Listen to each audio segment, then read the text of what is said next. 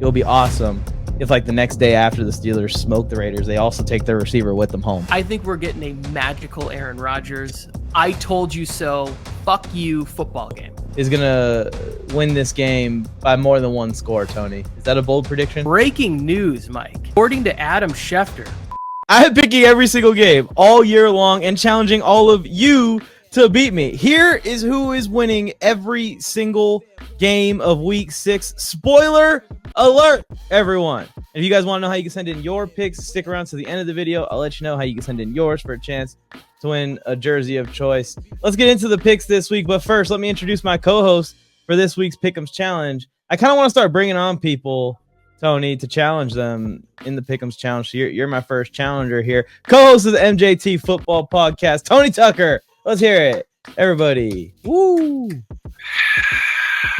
Why would you set yourself up to fail in week 1, though? Like, why would you pick somebody to go against you in week 1 who just is clearly superior in football knowledge and superior guessing and estimation of things we have no control over? Now, that's the thing, like, I love, Mike, is the people who are like so sure they know so much about this shit when it's just like clearly just guessing. We don't know. We don't have injury reports. We don't have game plans, schemes, or whatever. You can collect all the information you want.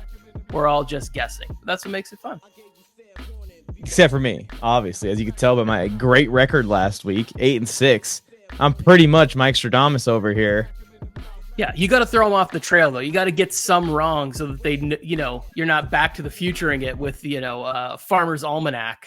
You guys may notice my overall record is not displayed on the screen right now intentionally, but let's just pretend that it is there. And you guys do know my overall record and how terrible it is because, I'm an honest guy and I would never hide when I'm having a terrible start to a pick'em season, ever. Let's get into this. Let's get into this, Tony. No time to waste here. We got 14 games to talk about this week. First, let's talk about the bye weeks, actually. I don't really care about the Chiefs or want to talk about the Chiefs. Screw the Chiefs. Fuck the Chiefs. Everything in between the Chiefs. But what do you think the Vikings are working on this bye week, Tony? I mean, everything's kind of as smooth a sailing as it could possibly go for Minnesota. So I think that like the good news and like everything for them is that the rest of the division is like trying to figure things out. I think ultimately the Lions are still prevail, right? The Vikings have some difficult games, division games, everything like that. And we've seen Sam Darnold still have some Sam Darnold moments. But like if you're at the bye week at this point, it's like, can we get Aaron Jones healthy? Because we clearly need him. The offense looked different when he's out of the game as opposed to in the game because of what he does for you in the passing game. So it's like, if we don't have him and it's going to be a longer injury, how are we working the running back situations? Like, how are we able to give them those looks? Other than that, it's just like Brian Flores gets to get in the lab for an extra however many days. And good luck to whoever their opponent is in week 7. Like, good luck. He's coming out with something new. Like, somehow he's going to blitz 12. They're like, you can't have 12 guys on the field. He's like, I'm Brian Flores. I'll do whatever I want. I think I might have called him Robert Saleh. I just got Saleh on the brain. But Brian Flores is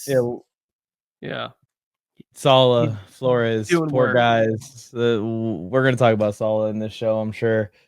But yeah, Flores is kind of the main reason why I'm starting to actually believe in Minnesota. I kind of doubted Sam Darnold since day one here. And literally since day one of Sam Darnold's entire career. Honestly, watched him at USC into the pros. I didn't think that he was going to work out for the Jets, and here he is in Minnesota. I still doubted him going into the year, doubted him even after a couple of wins, and now I kind of have no choice but to believe in how good this offense is. That doesn't seem like there's any way that's changing. Like that's going to continue throughout the year, and then it's the defense. It's improved drastically from previous seasons before Brian Flores got in here. All right, let's get into the first game of the week here, and it's a good one. Thursday Night Football served us up something fun last week. Now we get something fun here this week. San Francisco going into this one off of a loss to Arizona. Seattle coming in off of a loss to the New York Giants. Both these teams got upset last week, Tony. What are kind of the keys here you're looking at for this game? I'm looking at this injury list for Seattle, but what's your thoughts? So it's interesting because we always do that thing where it's like there's a team every year where you look at them and you go, man, when that team plays against the Lions the following week, it is rough for them. They are beat up, they are tired. And if you track the teams that play the Lions the next week, they look like shit. They look beat up. They look like before it was the Arizona Cardinals, and the Cardinals come back a week later with extra rest and play the 49ers and beat them. This past week, the Seahawks played the Lions. Then they look rough at home against the Giants. It's like now it's a week away. You're on short rest. With all of that being said, the 49ers are going to figure out how to get it done. They'll get a kicker in for the week. They'll tell that kicker, hey, don't make tackles because we need you. Jake Moody leaves the game, and that really does change things for the 49ers. It's unfortunate for them in that situation. But I think the one thing the Niners need to do is we see that CMC should have been the MVP last year. This is the thing that annoys me with everybody. It's like Brock Purdy finishes fifth in the MVP voting or whatever it is, but the offense clearly revolves around the health. It's sort of the ceiling of the offense is spectacular, right? With CMC. The floor without him is it's still a good offense. Mason's a good running back, but you can't be as multiple if you can't. When you split out Mason, the defense doesn't respect him the same way that they respect Christian McCaffrey. Yeah. But if you have somebody if Garendo could be that guy who's a bit faster, I'm not sure how he is with catching the ball, but his ability being a more dynamic athlete might give you something different. Also, Debo, I know you don't want to play running back, but we might need you on those plays lining up in the backfield, and then we shift you out. Because the one thing that makes them great, Mike, and you know this, is they can come out in a 12 personnel and then split it to 11 because of the being able to send Kittle here or send the running back here, and all of a sudden it looks a little bit different. When you shift to empty, and all of a sudden it's holy shit, this team is really dynamic. I'm going to take the 49ers based on short week, Shanahan figuring out how to get this team right. I don't know. It's tough to see the 49ers falling to 2-4. Right. And this is a tough game to call because it's also kind of hard to sit here and go, oh, Seattle goes on a 3-game losing skid here, right? They started off 3-0, and then they would be 3-3, I believe, after this, or would they be 2-4 also? No, they would be 3-3. 3-3, yeah. Three losses in a row. 3 losses in 11 3 days, wins, whatever it is. 3 losses. Oh man, yeah, that's just brutal. And I think it's really going to come down to, in a lot of these Thursday night games, is health and which defense is going to make the big play late in the game. And I trust San Francisco's defense to do it right now more than I do Seattle's. Still getting into the McDonald era. Hasn't been consistently way better than the Seattle defense that we've seen in previous years. It has been better. You do give them some credit there, and I think it can come together. But with Julian Love, Uchenna Nwosu, Derek Hall, Reek Wolin, Byron Murphy, struggling to say his name even, half their defense is either banged up or going to be out of this game. I got to take the 49ers, although it'd be fun to have the Seahawks win. I'm putting the Seahawks kicker in. I do think we're going to see some scoring. Yeah, Myers. I mean, that's not a bad fantasy pick there at home. You usually, pretty straight. I would say the defensive line being banged up the way it is, it takes away from the teeth of the McDonald scheme. Mm-hmm. If you can't be able to get pressure with 4 sometimes or whatever, it makes any defense a little bit weaker, and they're missing a lot, especially when it comes to stopping the run. So I like the 49ers bounce back this week. I'm with you. I got San Francisco as well on the road. That is what worries me a little bit, being in Seattle. That stadium's always one that can cause some trouble for the opposing offense with the crowd noise. All right, going on to Sunday here. Jacksonville Jaguars on the road in Chicago against Bears, and the Bears offense came alive last week, Tony. And I'm not one to clip up things prematurely and send them to the group chat like I'm a genius or anything, but I think you also were calling it. We saw this as a great opportunity for Caleb Williams to catch some fire, have his best game of his career so far, and I think he did just that. Yeah, on the MJT show last week, we talked about that. The one thing we saw from the Bears in week 3 was Caleb Williams deciding, hey, I'm going to take some more of these checkdowns. And the more that I take of these checkdowns, then eventually, hopefully I get the timing downfield on some of these passes, because that's where Caleb was really struggling, and he did. And it is something when you get the Panthers, you get to have a little bit of film where it's like, you get to have that session. It's like, finally, we get some positive shit here, because the pass rush is different. There were still a couple of moments where Caleb was kind of doing like young Russ, spinning in the pocket a little too much, but overall much better. The Jaguars, on the other hand, oh man, the defense is finding ways to like keep every game interesting, which doesn't make a ton of sense to me, because Trayvon Walker has started to really start to be a baller out there. 3 sacks last week, where he was just like, I watched that game last night, like I rewatched it. Like, this kid is really turning into something. And it was that thing where it was like, remember, I was on the island on our podcast where I was like, I would take him over Hutchinson, even though I'm a Michigan fan. I still don't think that he's the better player, but he's really turned into something nice. And Josh Hines Allen, you look at it and you're like, how can they not stop anybody? And they're just giving up so much in the secondary there. Like, the front 7 plays well, but the back end just getting crushed. This game is in London, 6:30, so it's not like a true home game for either team. Maybe favors the Jaguars a little bit. They're more familiar with the routine. I am going to pick the Jaguars. I picked them last week. I'm going to continue that. I think that they build on something. I think they found something with Bigsby and Etienne. So that's my edge. Like, I think even when you watch the Bears, like, one of the things we do as fans, we go, oh, who did you beat? And it's like, well, the Jags beat the Colts. That's not anything special. The Bears beat the Panthers. Well, just flip a coin. It's essentially a Jags home game, even though it counts as a home game for the Bears. And I'm going to pick the Jags. Yeah, and I turned that game off, Tony, because I was like, oh man, the Jags got this. Cool. Upset of the week. Mike crushed it again. I think I'm 2-4 on upsets of the week, which is actually kind of hard. Or it makes sense. It's 5 weeks. But anyways, I'm doing pretty good on upsets of the week, which is pretty hard because of that pick. I turned the TV off on that one and moved to a different game. And I go back and I'm like, wait a minute. They're about to blow the game. What's going on here? How did this even happen? I turned this off with a safe win with 2 minutes and 30 seconds left.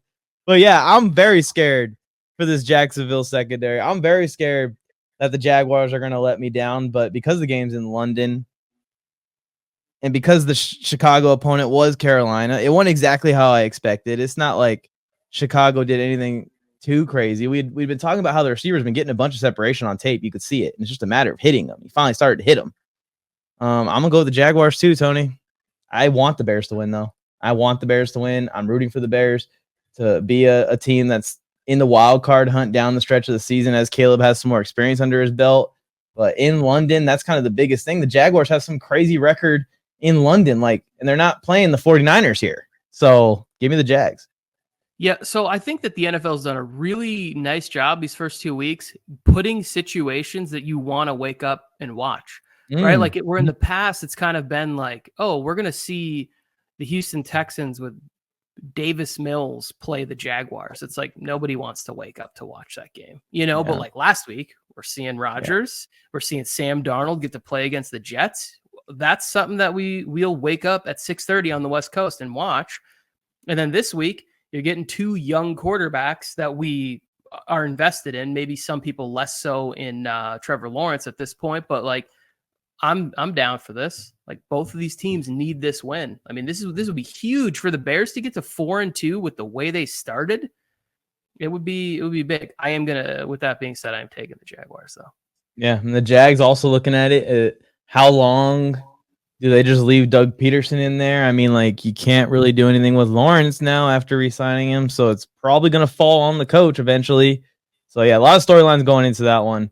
Let's move on here to another one, and this should be my game of the week. I don't know what the fuck I'm smoking here, but the Washington Commanders on the road in Baltimore, and Jaden Daniels passed the test, Tony. I felt like last week that Cleveland defense was going to be his first real tough matchup where they're going to get in his face. They were going to give him some disguises and changes right at the snap of the ball. He handled it well.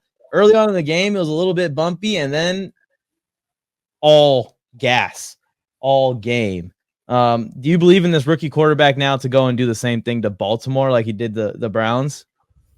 So it's funny because like, what do we make of the Ravens defense? The week before against the Bills and against the Cowboys, they actually look pretty good, right? Like they're playing good defense for the most part. I know the second half of the Cowboys game was weird because they were just sort of in prevent and the Cowboys made a comeback, but like they were dominating them for like 3 quarters. So like, but then last week, do we chalk it up as just like, hey, Joe Burrow is that guy, and he's got a healthy T. Higgins and a healthy Jamar Chase, and Yoshivas is balling out, and Gesicki's there, and Eric All looks like the tight end of the future for them, you know, like Chase Brown. Finally, it's like somebody in that organization looked at the stats and was like, let's get this kid the ball a few more times.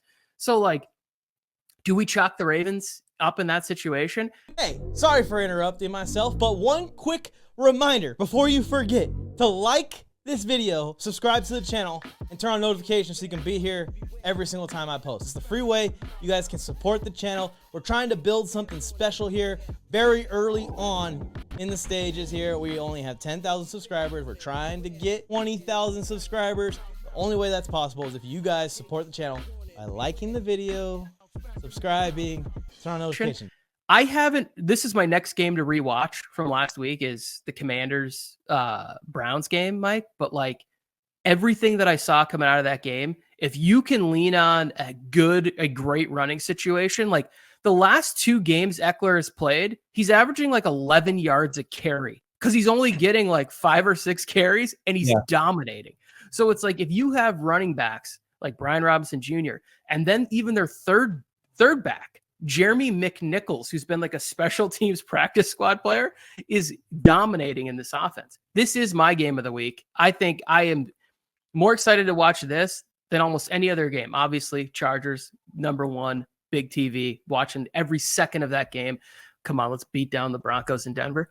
I am picking the Ravens in this spot because of the experience of Harbaugh in these situations where it's like, hey, we might get down to some sort of a game here where it's like we need to manage the football game. Dan Quinn, also a very good coach, but I just think them seeing this matchup, this opportunity to like seize control of the division with Pittsburgh sliding the other way, I think they'll figure out a way to get a close win. I see this as like whoever has the ball last wins, but we are going to get to see electricity the whole game. Is going to be fun.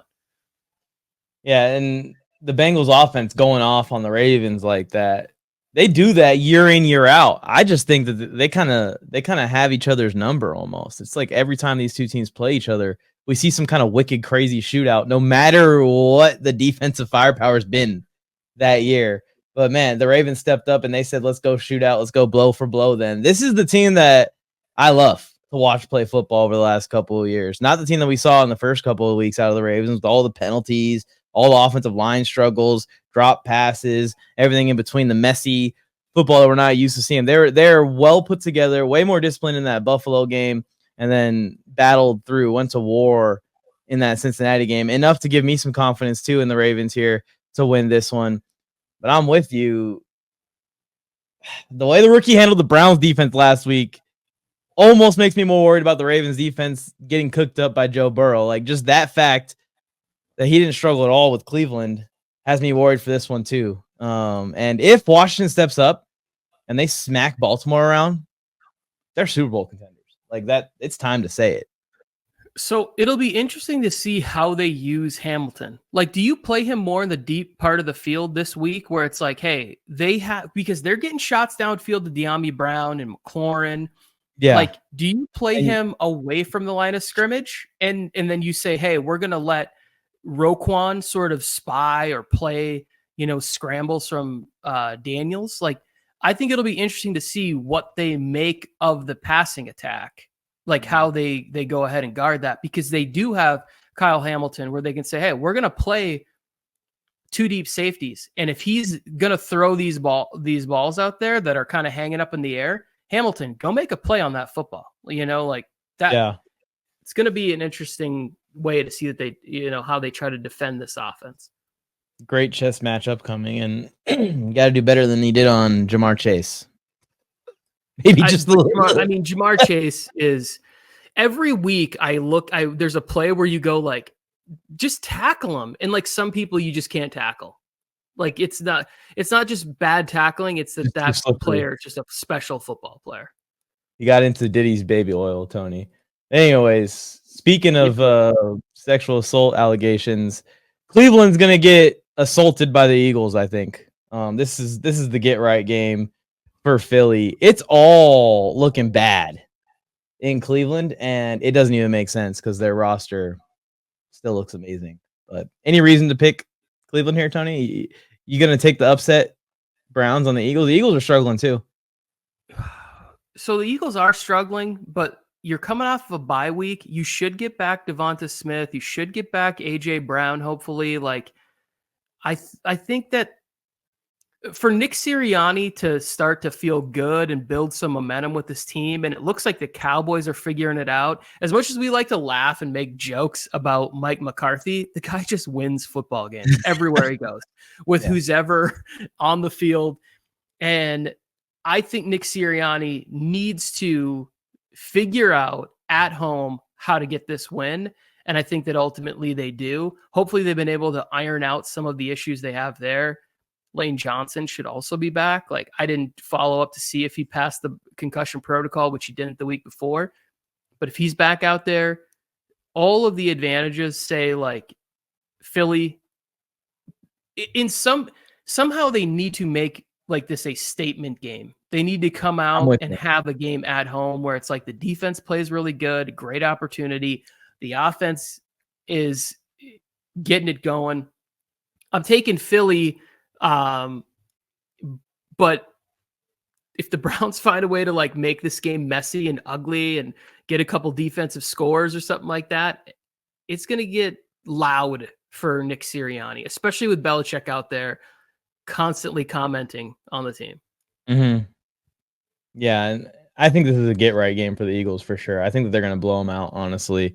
On the other side, Cleveland, bro, it's time to just go ahead and trade everyone again, and let's freaking rebuild. It's so painful to watch at this point. Mm-hmm. Yeah, Stefanski's at the podium going like, "Yeah, it's my job. The quarterback sucks. Better situations." He is doing everything right. Stefanski fully understands what he's auditioning for his next job. That this organization has made it very clear to him that they want things to work out with Deshaun Watson. And he's like, I'm trying everything. I've switched up my offense and we're playing more spread out, trying to give him something he's more comfortable with. And there is nothing more that I can do.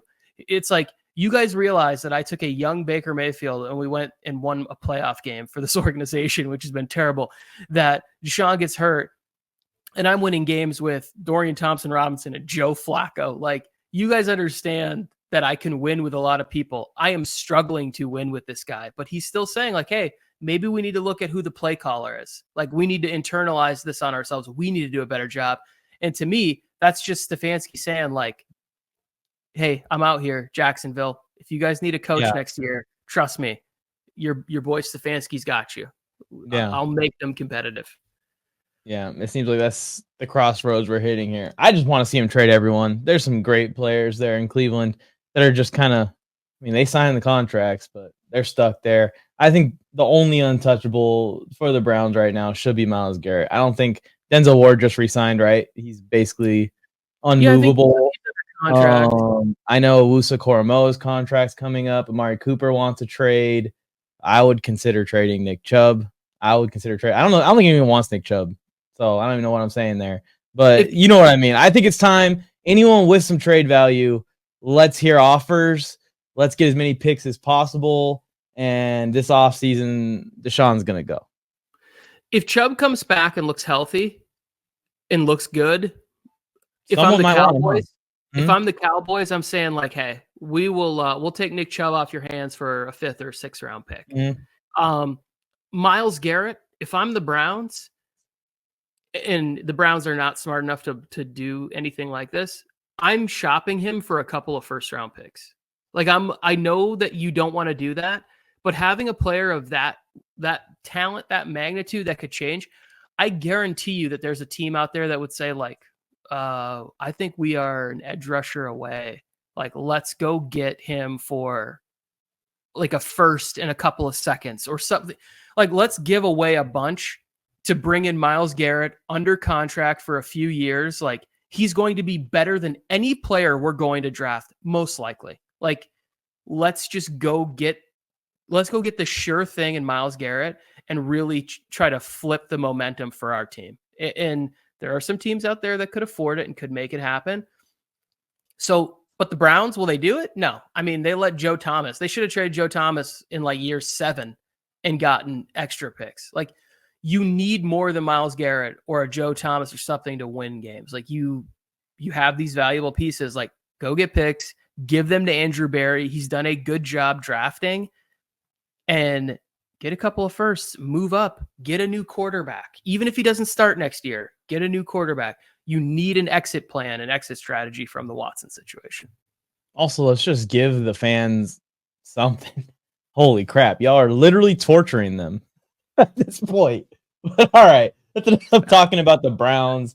I just want to see some of these players get the hell out of there before this season gets even worse. Houston on the road in New England. Yep, that's our next game. I'm taking the Texans without much thought. The Patriots just dropped that game to the Dolphins. The Patriots don't really have much exciting going on offense at all. If they don't break out some of these big runs, it just seems like it's just 3-and-out punt, 3-and-out punt, 3-and-out punt, unless they can get Ramondre Stevenson on a big run to get their drive going, or they can get a big screen from Gibson or somebody. But other than that, there's not really much in the New England offense. If I'm New England, this is the game where I think about in the second quarter, especially if it gets out of hand based off of how Houston's playing. This is where I think about putting Drake May in there and letting him get some work from here on out the rest of the season. Any reason to go with New England here, Tony? No, zero, absolutely not. Like, especially if we're just picking like, you know, the winner loser of this situation, there's no point spread. I would probably need 10.5 points to pick the Patriots in this. I picked 9.5 against the 49ers a couple weeks ago. It wasn't enough. I took the Dolphins and the points last week at home, and it was enough. The Texans are in this weird spot where they haven't quite fully put it together for 4 quarters against any team. Now, it looks like Nico Collins is going to be out for a couple of weeks. Maybe I've been calling for like the Tank Dell. Let's get him involved. It seems like there's a little bit of, you know, what some fans have feared. Hey, we're trying to make sure we keep a happy, engaged Stephon Diggs. And that is limiting maybe what the offense has been in the past at certain times. I don't know that for sure. And maybe teams have gotten film and they're just playing CJ differently, but it just hasn't looked the same as it did down the end of the stretch last year where they were dynamic and exciting and everything. Like, it just looks a little bit off. So maybe this is the week where they can finally like get things going. I do think it's tougher, but I would still pick Houston to win this game by at least 10 points on the road. Like, there's no reason not to. Like, real quick, your thing to put Drake May in is ludicrous. To put Drake May behind this offensive line, they have already told us so many times, we are not putting Drake May in unless we have to. Like, Jacoby, we're paying you to get the snot knocked out of you every week. That's all the money you're making this year is so that Drake can be dressed on game day and learn, be in the atmosphere, go sit and look at the Microsoft tablet on the sideline after each play, learn from a veteran. We can't put you out here. Now that Andrews is gone too, and you need somebody to be making line calls and shift calls, and you're going to put him out there against Danielle Hunter and Will Anderson, like, give me a break. This would be brutal for him. They put him in a few weeks ago in a blowout, so just maybe they do the exact same thing they've already done. But I think that you can get something out of the season of a losing season if your rookie quarterback can get some experience in there, and I guess he is getting experience as Jacoby Brissett's backup. I see what you're saying with the injury risk, but it's not like the Patriots are feeling the best O-line in football next year either. They can't replace all 5 guys, and this season might lead Andrews into retirement. By the way, that would be a crazy trade if the Chargers pulled that off. But For what? I'm not going to say it out loud. I'm just saying. For what? They got Andrews. Andrews is done for the year. Oh, he got hurt? He's done for the year. Mike, that's what I'm saying. Like, they don't even have their center to make line calls or anything. You cannot put it, Drake May, in this. You have to avoid it at all costs. I'd be putting Bailey Zappi out there before. Like, I can't remember exactly, but I think he got smoked in that game. And it was the Jets game, right? It was like Thursday Night Football. They put him in the second half. Like, he got lit up a few times in that game. And now you want to put him back out there for that? Like, to me, it just feels like the worst case scenario because he's a competitor. He's going to run around. He's going to try to make some plays. Like, you just don't need that. Like, the experience isn't worth getting beat down. That's my. It can go either way. It can go either way. Yeah. I've seen it work out, and I've seen it not work out. I mean, I've seen it work out where a rookie quarterback's getting thrown in there and had a great rookie year and it was very good for his development. And I've also seen it where it's like out there in the preseason tears his meniscus. It happened this year, so it can go either way. We're both going with Houston. We could talk about Drake May in another episode. Indianapolis on the road in Tennessee here, and I have no clue who to pick in this game because both teams are so disappointing. So what I wanted to see out of them, I was rooting so hard for the Anthony Richardson thing to work out. And then, I've never been a big Will Levis fan, but I've always been a big Calvin Ridley fan, DeAndre Hopkins fan, Jeffrey Simmons fan. And it's not working out for the Tennessee Titans potential so far this season either. I'm rocking with Indianapolis. I think Joe Flacco is going to win this game by more than one score, Tony. Is that a bold prediction?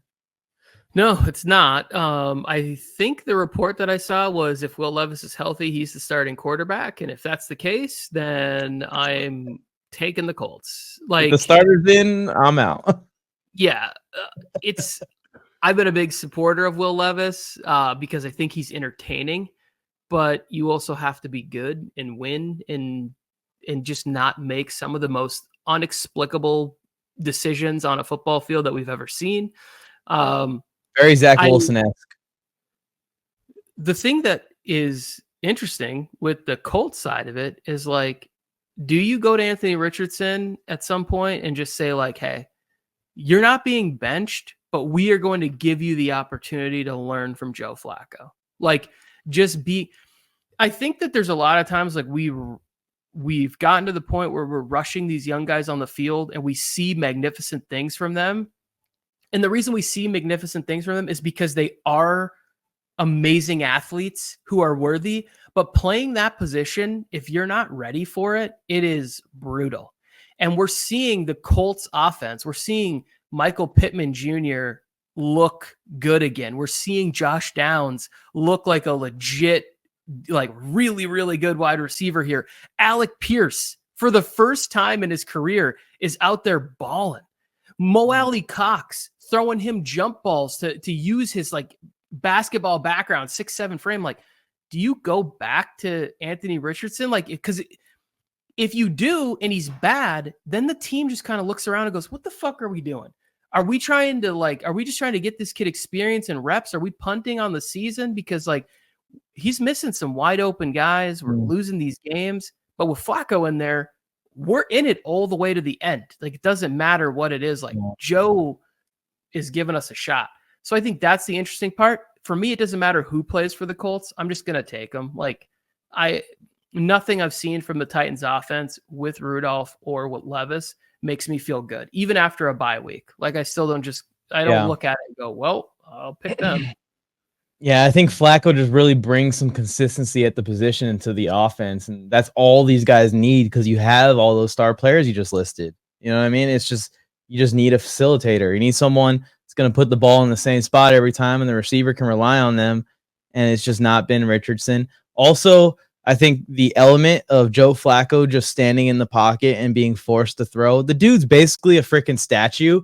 And you could say that's a bad thing, but in some ways that can also help the timing of the offense a little bit, because now you're kind of forced to operate in time. There is no backup plan to scramble if it doesn't work. By the time he gets to read number 4, we're firing it to the check down after that. And that can just lead to just moving the ball a little bit better. And Anthony Richardson, it just isn't quite clicking the way it is with Flacco in there. Well, they say you can't teach an old dog new tricks, but I beg to differ, because Joe Flacco was running 18 miles an hour for a 21-yard gain last week, looking a lot like a hobbled Anthony Richardson. So what is the upside of putting Anthony Richardson in then, if he's more mobile and he's more accurate? Mike, the thing is that on that play, like if Anthony Richardson would have got all that green grass in front of him, that would have been like a 60-yard touchdown. But with Joe Flacco, it was like the coolest 21-yard gain we've ever seen. All right, let's keep it going to a more interesting game that I actually am going to watch, not the one that we just talked about. The Arizona Cardinals on the road in Green Bay.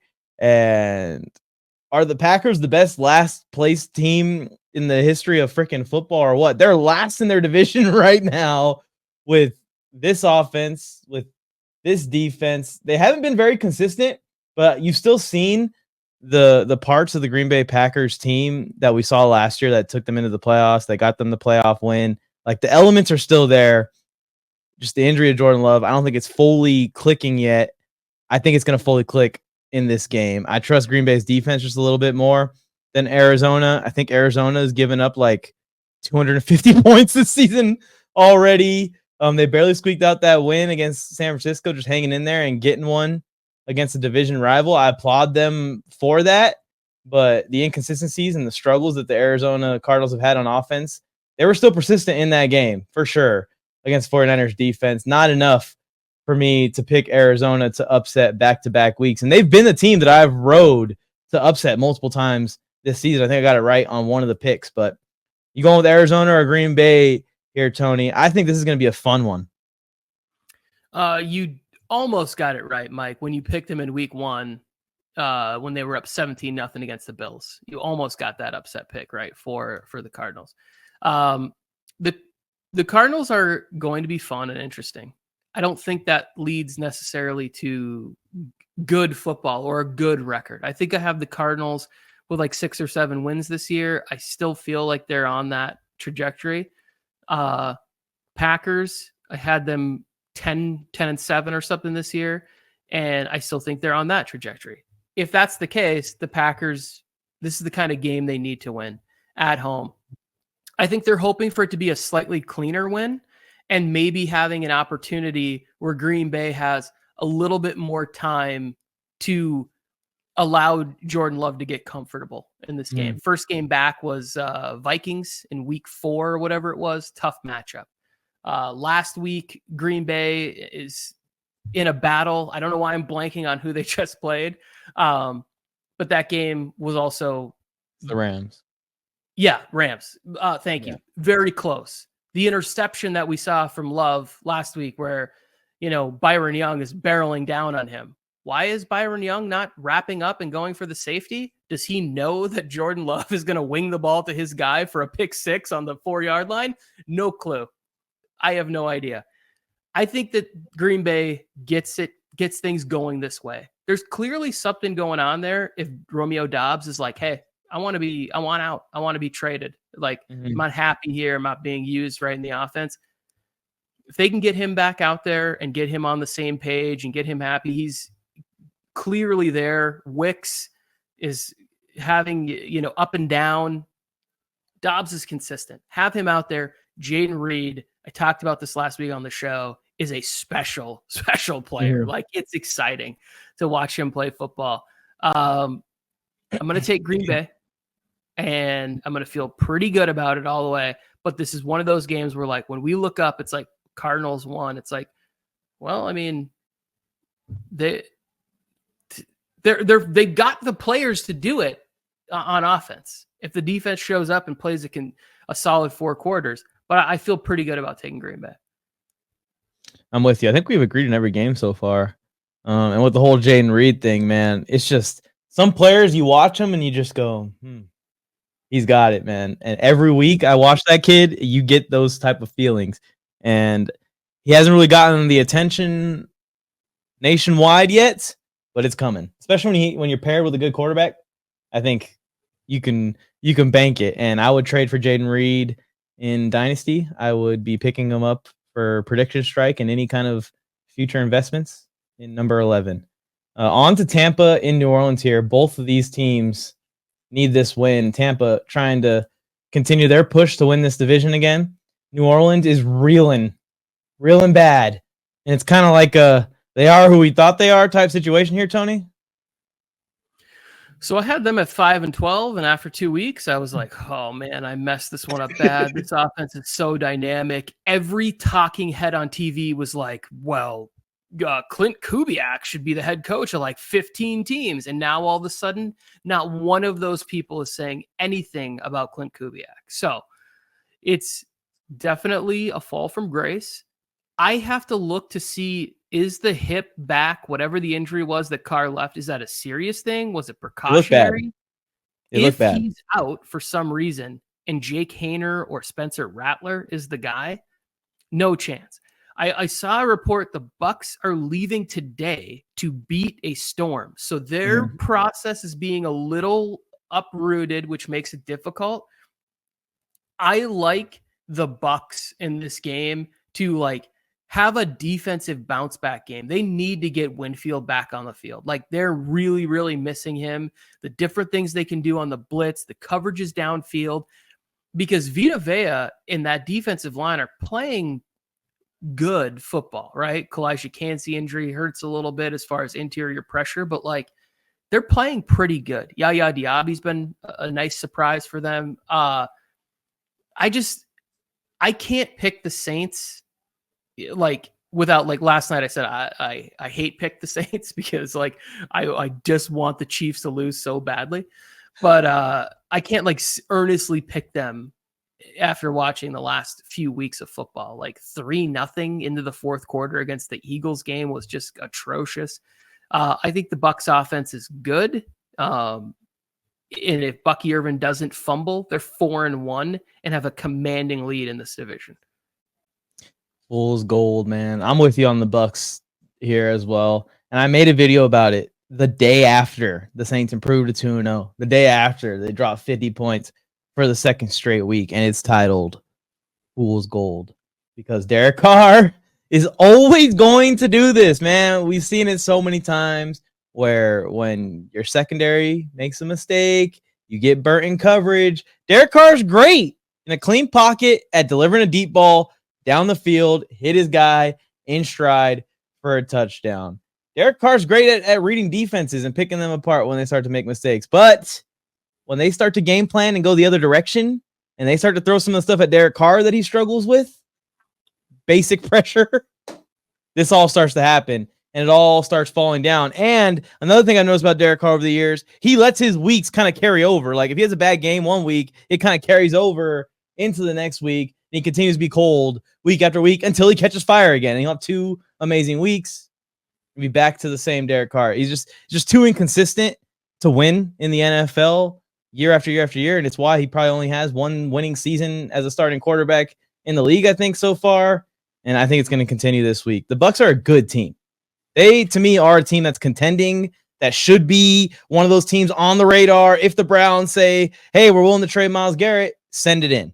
Yes, 100%. If they could get a Myles Garrett, that would be a game changer for that defense. Like Todd Bowles would be like, yeah, hey, Jason Light, make that trade ASAP. Like, let's go and put him on a defensive line with Vita Vea, Kalijah Kancey, Yaya Diaby on the other side. Like, that's a nice front four to be running out there in playoff games. So, and the kind of defensive line you need to compete with, like an offensive line like the Lions are going to have, like the Eagles are going to have, and, potential 49ers. Like 49ers, you need to have that guy that's like, let me go shut this game down.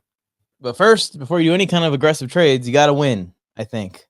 Or, maybe even when you're winning, you could offer up trades and trade your wide receivers. Although the Raiders did lose this last game, they didn't make it back-to-back wins with Devontae Adams demanding a trade, but he still is demanding a trade. And I think the rumor mill is pretty hot on Devontae to Pittsburgh, which is kind of interesting here. The Steelers going into Vegas. I think the Steelers are going to get right in this game. I think, based off what I've seen from the Steelers, if Justin Fields can just play the way he did in the first 3 games, the Steelers should still be undefeated with how this defense continues to play. Any hope in the Raiders at home here with their locker room drama and everything that's going on there? It's a mess as always. The Jets and the Raiders just find a way to be a mess. So it's funny because I don't know, like, what do you say when somebody wins and it's ugly and somebody loses and it's ugly? It's just ugly. Like, it's just like, it's ugly on ugly. Like, there's nothing about the Raiders that you're like, oh, this is something good we can build on, we can anything. Like, it's almost to the point where, like, talking to my friends who are Raiders fans, it's hard to talk about football with them because they have nothing positive to say. And you know me, like, the older I get, the more I just kind of want to be positive. Like, even though I don't like certain teams or whatever, like, teams, I can still say nice things about the players. It's becoming very hard to talk to the Raiders and be like, well, you guys,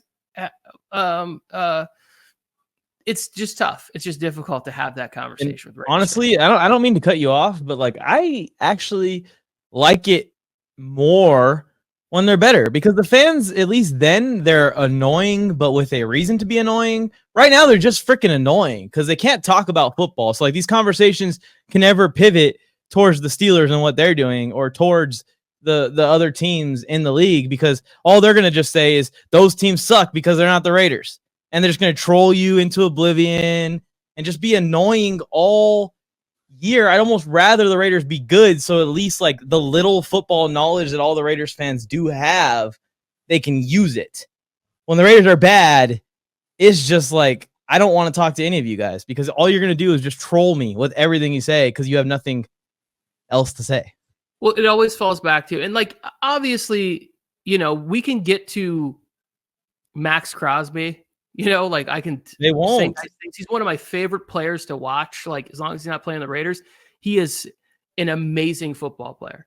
After that, it's like you start talking to him, and then you say something that's, like, a little, like, off, and they're like, "How many rings you got again?" It's like, oh my gosh, we're doing this already. Like, all I did was talk about how your defense can't defense and your offense can't offense, like, and you just start going into history. So, with all that being said, I don't feel that much better about what I've seen from the Steelers. Losing that game on Sunday night, Mike, was one of the most aggravating things I've ever seen.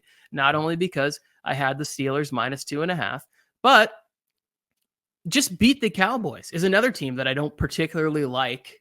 Like, I've always kind of been a Steelers fan. Win the game. Go ahead and put that game away. And I think that the Steelers are teetering on, like, a weird spot where at a certain point, people are going to go, yeah, we won some games with Justin Fields, but we got Russell Wilson on the bench and we're giving him no money. Let's activate him. Like, you wanted, if you're a fan, Justin Fields to play well enough to numb any of the conversation. And I don't think that's the case. So, like, the Steelers need to win this game. Justin Fields needs to play dynamic football. The moment he gets banged up for a second and they put Kyle Allen in, the first play, they call a fucking pass play, Mike. Most of the time when you put in a backup QB, you're like, just run the ball till we get our starter back in the game. Don't fumble the snap. Don't do it. They did a fucking play action over the middle, Freiermuth, 15-yard completion. Then Fields comes back in the game and they start making a couple of passes, like a couple of plays. They immediately threw the ball. They're like, we got somebody who can actually hit an open receiver. Shit, let's throw the football with Kyle Allen. Fucking Steelers. I think they're going to win this game. They should win this game. Steelers get to 4-2. Najee Harris. Like, let's create a couple of holes for Najee Harris. He's getting just smashed at the line of scrimmage. Yeah, I think getting Jalen Warren is going to be key for them as well. And that's kind of why I want this team. And I know I flip back and forth between multiple teams, since the other two failed me last week miserably, the New Orleans Saints and the New York Jets. I'm off on both of them. Send Devontae to Pittsburgh. That's the missing piece for the Steelers here. They need a receiver like Devontae Adams, who ironically is somehow a better locker room guy than their current wide receiver one. They might have the only wide receiver one that's a worse locker room guy than Devontae Adams, and someone that's just going to get wide the hell open. So even when Justin Fields misses the throw, it's still a completion in a lot of these situations, and it just doesn't look as pretty. So I hope that they pursue a receiver in general aggressively here. I think Devontae is the guy because I'm looking at upgrading from Deontay Johnson. Time out. Breaking news, Mike. According to Adam Schefter, the Patriots are planning to start Drake May. Mike Stradamus right here on the show. You got to see it in person. Drake May versus the Texans. Does that change your pick, Tony? No, it makes me like I almost need to pause our stream so I can go and pick up the Texans defense in every available spot for waivers this evening. Goodness gracious. I thought it was Devontae getting traded. I was like, no, I actually don't want to add that to my day today. Oh man. I'm telling you right now, like this is gonna be brutal for him. I mean, I don't think it's going to go well. I didn't think it was going to go well for Jacoby either. So we will see. But Drake May is in for the Patriots. You get a live news break there. I'm going with the Steelers to beat the Raiders in conclusion of all of that shitting on them. Trade for Devontae Adams after this. It'll be awesome if like the next day after the Steelers smoke the Raiders, they also take their receiver with them home. That'll be freaking fun. Chargers on the road in Denver. Tony, I'm going all the way out to Denver for this game. The Chargers can't fail me off the bye week. Come on, we got to get some offense rolling in this one. So it's not the greatest situation to get the offense rolling, right? Like you wish it would be a team that didn't have Pat Surtain on it. Yeah. Because the one thing the Chargers don't necessarily have is that explosive veteran wide receiver that you can count on here. I do think that they'll be able to have hopefully a slightly healthier Herbert where he can get under center. They can run a little more play action from like even like from 13 personnel. If you can start running out of that, we get 3 tight ends on the field or whatever it is. Like, why not? Like, why not see if we can run the ball. Safety comes down to the box. We get a one-on-one. Let's throw a post route over the middle. Big, try and hit a big play that way. So many different things. I haven't looked to see the latest updates on this one yet either, but like potentially no Slater, potentially no Alt again. The one strength that you would look at from the Broncos is guys they have on the edge, is the Brownings and Nick Bonito's speed, and Jonah Ellis has looked nice for the Broncos there. Zach Allen, as much as people want to joke about him being the dollar store JJ Watt, it's like it doesn't matter. He's a good football player who just constantly makes the right plays in the run and the pass game. So I'm going to pick the Chargers. Obviously, I'm biased in this situation. It's one of those games that not only do they need to win, I feel like they should be able to and should win this game. Defensively, they should be able to take away the ball from Bo Nix. So I got the Chargers winning a close game, like a 20 to 16 game where not a ton of fireworks from the offense, but if we can just get a couple of sparks where you're like, okay, taking this into next week, you feel better about that. Broncos side of the football, it's like, can they continue to keep Bo Nix rolling? And I think that hopefully that is a tough thing to do against one of the best defenses in the league, one of the best schemes in the league, like getting back Derwin James and having this team defensively be healthy to dominate. Yeah, and that's something that I wish football just boiled down to the simplicity of which team has a better quarterback, the Chargers. Which team has better overall offense, the Chargers. Which team has better defense right now, the Chargers. Okay. Mike, but it's not how football works, unfortunately, especially for the freaking Chargers. I didn't look at this, but has DJ Chark been activated to get back to practice. Because if he can get a week of practice under his belt, we might have a chance to get a couple of shots downfield to him. But at the very minimum, make it so that Vance Joseph has to back off a little bit. If Vance Joseph plays aggressive and they're blitzing, hey, hot routes, we need you here. Hopefully Palmer's had an extra week to get the knee right, be out there, be effective. I do think Herbert can have some success. We saw Gardner Minshew have success in that game, at least early on in that football game. The Chargers should be able to do something. I'm with you. And I think just keep it simple.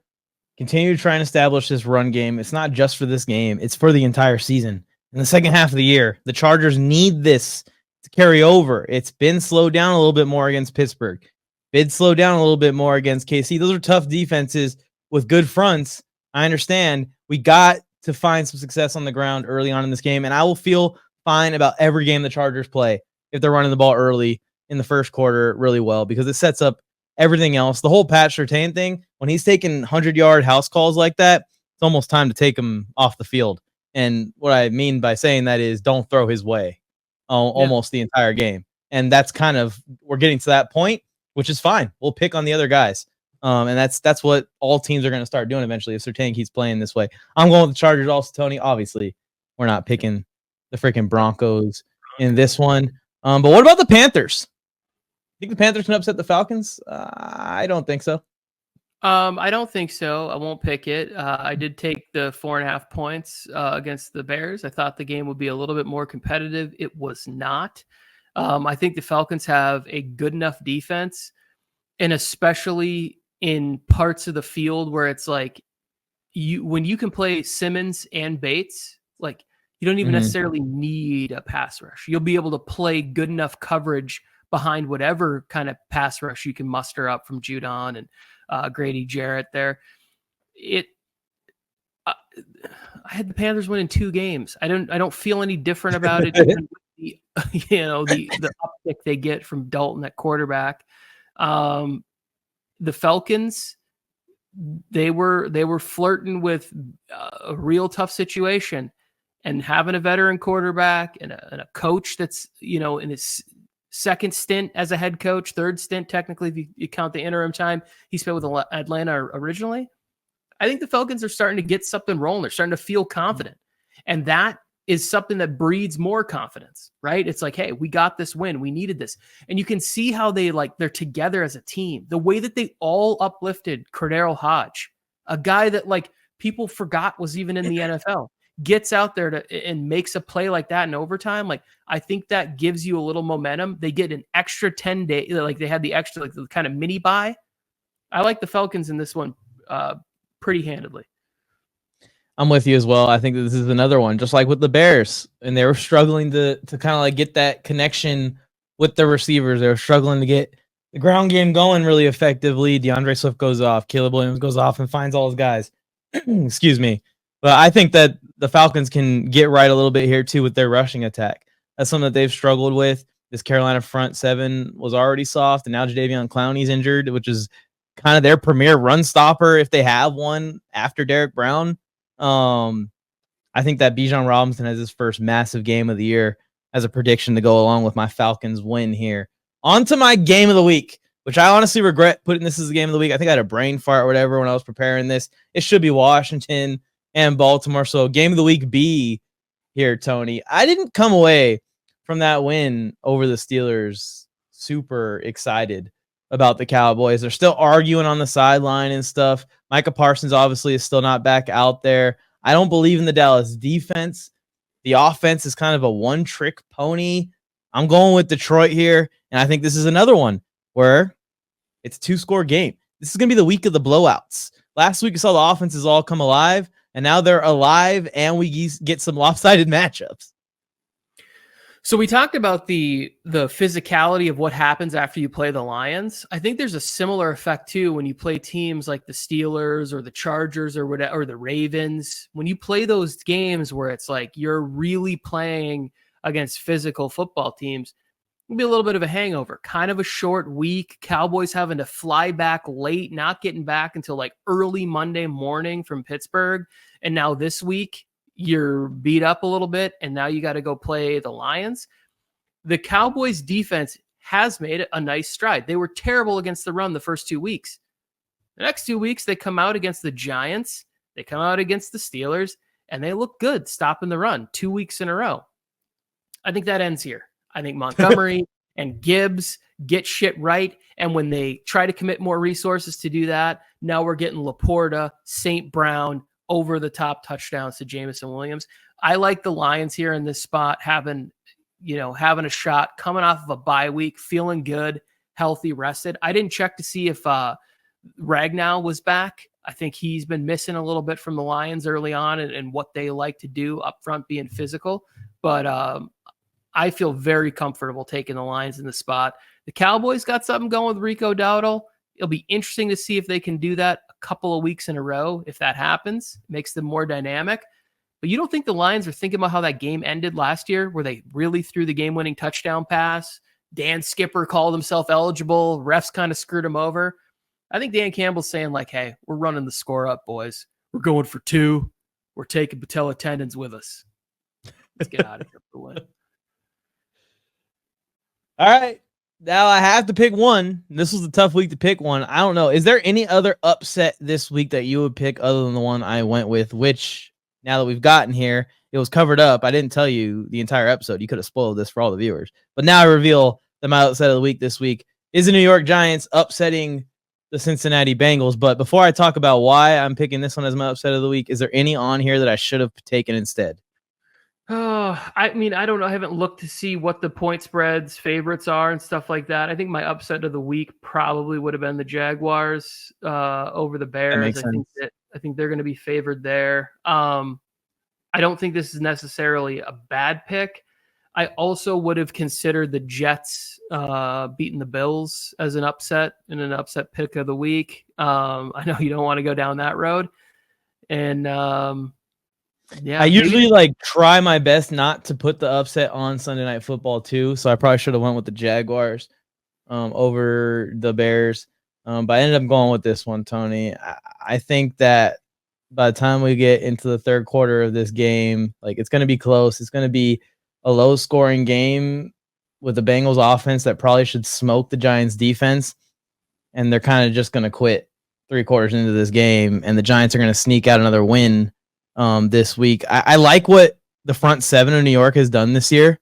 I think they can cause some problems for this banged up Bengals O-line, which how are they always so injured and just so they're always rotating the offensive line every single week, it feels like, for the last 3 straight years. I also think that the Giants found something with their rushing attack behind Tracy versus who was it before? Singletary.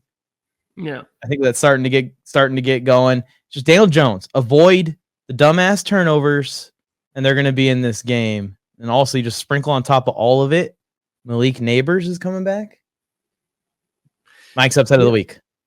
I like it. I'm not. We're definitely disagreeing on this one. I think that we overreact to the Bengals and what's going on, losing that game, losing a couple of these games like this.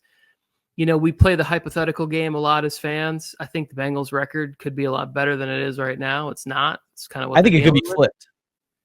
Yeah, it definitely. Burrow's playing good enough. I think that Lou Anarumo has to figure out something with the defense. This is a good opportunity to do that, right? To figure out how to get some pressures, get some looks. Remember, I sent you guys a text last week where I was like, Brian Daboll has a screen pass set up to the left with a blocking tight end on the right, who then trips off as a check down. Like, he's got built-in almost double sort of slip screen on one side and a setup screen on the other. That's how much he's trying to protect Daniel Jones. I don't really feel like we see that kind of stuff very often. At least I don't notice it. And I just thought that some of those plays are really smart ways to say hey, they read the screen, Daniel, don't look downfield. Don't get an intentional grounding. Look to your right. The guy who was blocking over here slipped out 4 yards down the field. He's eligible. Throw the ball at him. We're at his feet. He's giving him 2 reads that are essentially 4 yards beyond the line of scrimmage, or 4 yards away from him. Just tell him when all else fails, Danny, just stop, drop, and roll, buddy. That's the best way we're going to get out of here. Holy shit. He's really trying to protect him. I'm taking the Bengals in this game because of how dynamic the offense is. And I think that part of what you need to be able to do to beat the Giants is be able to move and throw the ball downfield.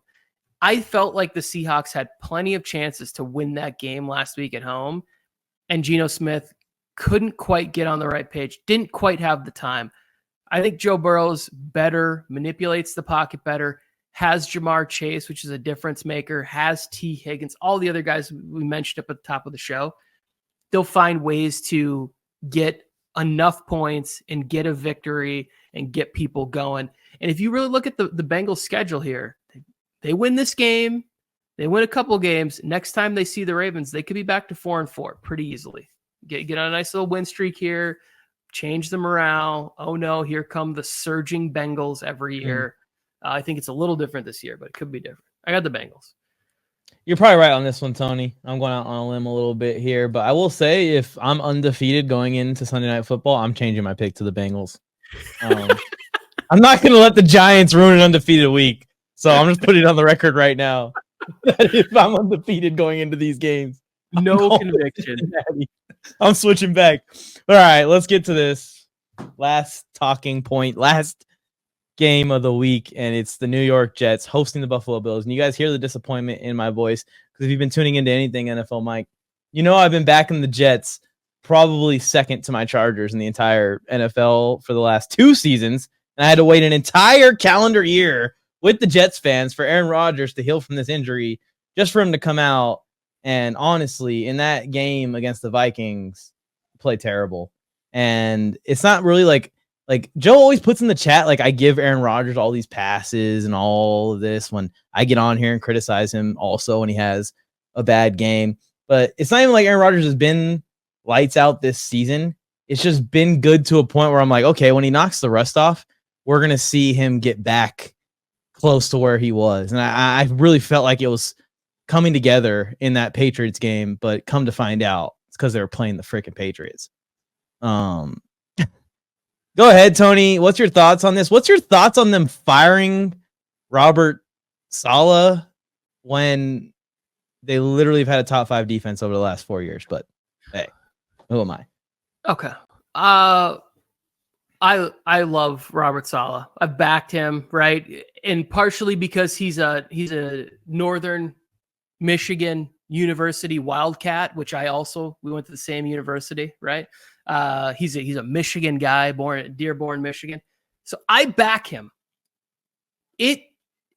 Firing him right now makes 0 sense other than Aaron Rodgers wanted him gone, even though I'm sure Aaron Rodgers will be on Pat McAfee going like, it's blindsided, like I really thought we had a good rapport. I liked him. We just got to galvanize all the stuff. I don't believe that's the case at all. I think Aaron Rodgers did not want him there, did not get along with him, does not like the direction. You want to know what I think happened, Tony?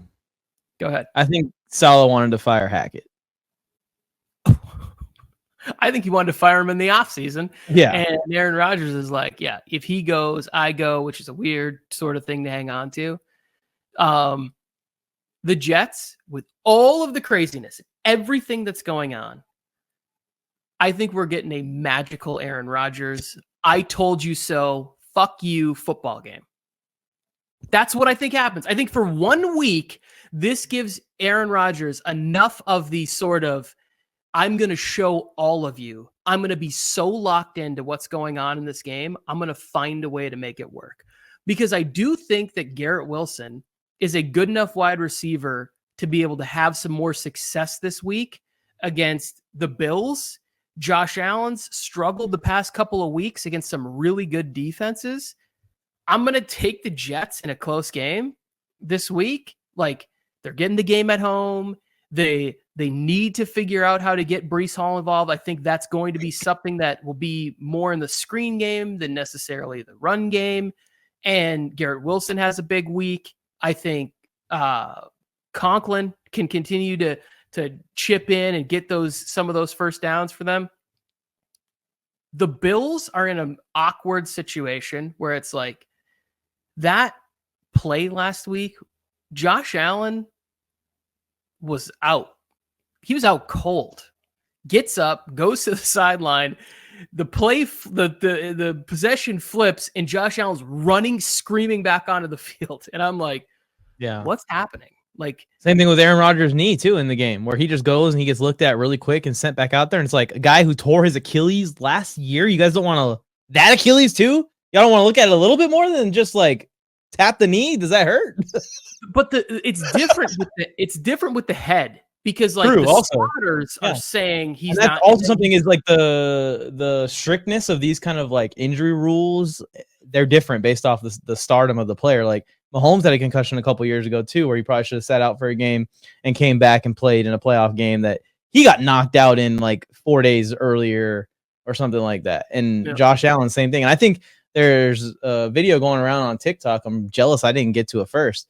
They found a clip of Josh Allen suffering a concussion in the week before too, where he got up and was wobbling a little bit on the sideline, and they were like, oh, he probably suffered a concussion, got covered up, went back out, suffered another concussion. It just got covered up, and now he's going to play again on Monday Night Football. I don't think he's in protocol or anything, because if they put him in protocol, they're admitting he got a concussion during the game, and they sent him back out there. That is something interesting to watch. I'm with you. I can't pick the Jets to win, and I hope after Rodgers watches the tape from that game, he realizes that Robert Saleh was not the fucking reason why they didn't beat the Minnesota Vikings. It was because of how bad Aaron Rodgers was. I mean, it was one of the worst games I've seen him play, honestly. Maybe it's right up there with that San Francisco playoff game where they just kind of like put their heads in the snow and decided to punt every single drive. This one was almost worse because he was firing into traffic, throwing interceptions. That play to Mike, like, what are you doing, dude? That's not Devontae Adams. In what situation when the corner is in trail technique do you throw back shoulder? Only if it's Devontae Adams. Yeah, well, yeah, because then you have an opportunity for those cheapy pass interference or to get the completion. You know, Mike Williams has got to step on his guy. You throw it over. Yeah, I'll say this: the Flores scheme puts quarterbacks in a situation where you need to be experienced and you need to have comfort with 2 or 3 receiving options each time, because you need to know when I get to the line of scrimmage, they're showing pressure. Can I give a signal and let you know, like, hey, we're hot in this situation, or I don't think they're coming. Go ahead and, you know, like change your route from, you know, sort of an out route. Let's change it to a post, because I think the safety's good. Whatever the situation calls for, you need to be able to have that shorthand communication and say, this is the change. Rodgers isn't there yet with the Jets. So like we're in a situation where that was a terrible matchup for him. Now we're going to be at home. Rodgers needs to control the narrative as much as he can. And I think we're going to get a magical game from him where he's out there and he's just dealing and he's double checking and pointing and going nuts. Like he's just going to be eating. This is the Monday Night Football game, right? Yeah. Yeah. Like I just see it happening. I see him controlling the narrative all week, getting interviewed, sitting down with whoever from Monday Night Football, you know, Dan Orlovsky. They're going to sit down and chop it up and have a nice little moment where he's a master of all of this stuff. And if he pulls that off, Tony, I'll be back on. Trade for Tay. I'll be back. Jets all the way to the end. Never doubted it. But if they lose, it's time to start giving this motherfucker the Kevin Durant treatment. And maybe instead of trading for Tay, they should trade Aaron Rodgers. Yeah, right. Woody Johnson's not doing that. They've already sunk so much into this. Rodgers to the Steelers. I mean, let's just keep it going. Tay and Rodgers to the Steelers. Let's do it. Like they named Jeff Albrecht the interim. He was with the 49ers. He came over as the DC with the Jets. Like he's one of those guys that's been Robert Saleh. Yeah, he's like, hey, he should get a head coaching opportunity. He's in a situation where like we don't think he's the head coach at all. Nobody does. Yeah, and if they name Hackett the head coach, it's the same thing. You're just naming Aaron Rodgers the head coach of the team. He's Aaron Rodgers' decoy. He's got Aaron Rodgers in the earpiece.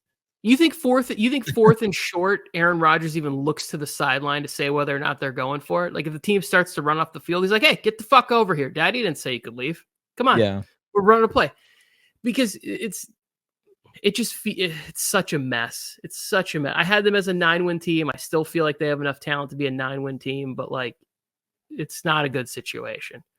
Well, if they were running the ball like they did last year, that would have fixed almost all of these freaking issues because the defense is still playing good despite Sauce holding on every freaking play. Like, they're still playing. It felt like Sauce just said, F it. Like, if you guys are going to call holds, y'all are going to call phantom holds, I'm going to actually start holding. I saw something where he's getting like, Breece Hall's getting like 1.3 yards a carry or something like that.